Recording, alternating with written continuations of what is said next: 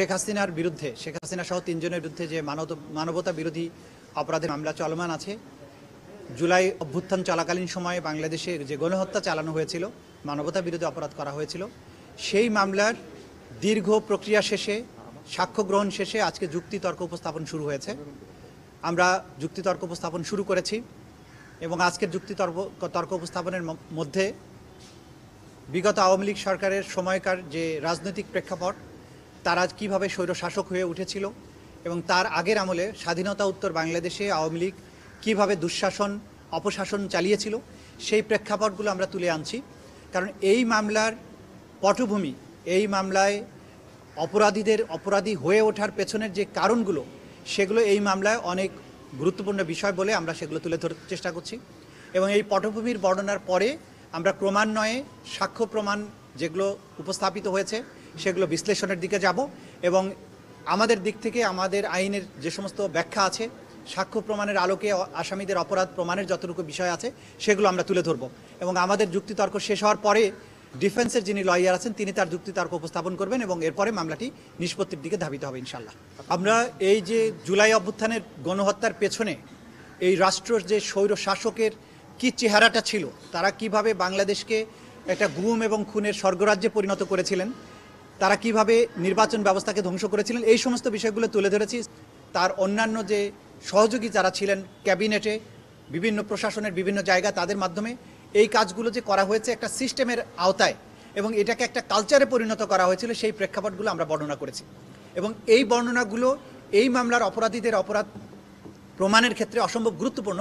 কারণ হঠাৎ করে তারা এত বড় অপরাধী হয়নি, তারা প্রথম থেকেই এই বাংলাদেশের মানুষকে শাসন করার নামে কিভাবে একটা জুলুম, কিভাবে ভয়ের একটা রাজ্যে পরিণত করেছিল, সেই বিষয়টা উঠে আসা জরুরি। কারণ এই মামলার মাধ্যমে একটা ঐতিহাসিক প্রেক্ষাপটেরও বিচার করা হচ্ছে, কিভাবে একটা গণতান্ত্রিক পদ্ধতির একটা শাসন ব্যবস্থাকে এই ধরনের একটা নিপীড়ক স্বৈর শাসকে পরিণত করা হয়েছিল, সেই বিষয়টা তুলে আনার জন্যই আমরা পটভূমিগুলো ক্রমান্বয়ে বিশ্লেষণ করছি। এর মধ্যে আমরা আজকে যখন আমাদের এই আর্গুমেন্টগুলো সোশ্যাল মিডিয়ায় লাইভ সম্প্রচারিত হচ্ছিল, সেই সময় আমাদের আন্তর্জাতিক অপরাধ ট্রাইব্যুনালের চিফ প্রসিকিউটর অফিসের যে ফেসবুক পেজ, সেটার উপরে সাইবার অ্যাটাক করা হয়েছে। করার মাধ্যমে ফেসবুকটাকে সাময়িকভাবে ডিসেবল করে দিয়েছিল তারা, যদিও সেটা উদ্ধার করা সম্ভব হয়েছে। কিন্তু তারা যে আমাদেরকে ভয় পায়, এই যে যুক্তিতর্ক, এইখানে যে এভিডেন্স, তাদের যে নিষ্ঠুরতার বর্ণনা, এটা গোটা দুনিয়াবাসী যাতে জানতে না পারে, তাদেরকে জানতে দিতে এই অপরাধীরা চায় না, তাদের সহযোগীরা এটা চায় না। সেজন্যই আমাদের এই ফেসবুক পেজের উপরে সাইবার হামলা তারা চালিয়েছে। তারা দুনিয়াকে এটা জানতে দিতে চায় না যে বিচারটা কতটা ট্রান্সপারেন্ট হতে হচ্ছে, এভিডেন্সগুলো কতটা ওভারওয়েলমিং, এভিডেন্সগুলো কতটা অকাট্য, সেটা তারা বুঝতে দিতে চায় না। কিন্তু আমরা শেষ পর্যন্ত এটা রিকভার করতে পেরেছি। আমাদের মেসেজ হচ্ছে, অপরাধ করে যেমন পার পাওয়া যাবে না, অপরাধীকে রক্ষা করারও কোনো চেষ্টা কোনোদিন বাংলাদেশে সফল হবে না ইনশাল্লাহ। আমরা দৃঢ় প্রতিজ্ঞ, আমরা কারো প্রতি কোনো রকমের প্রতিহিংসা চরিতার্থ করার চেষ্টা করছি না। আমরা ন্যায় বিচার নিশ্চিত করার জন্য কাজ করছি।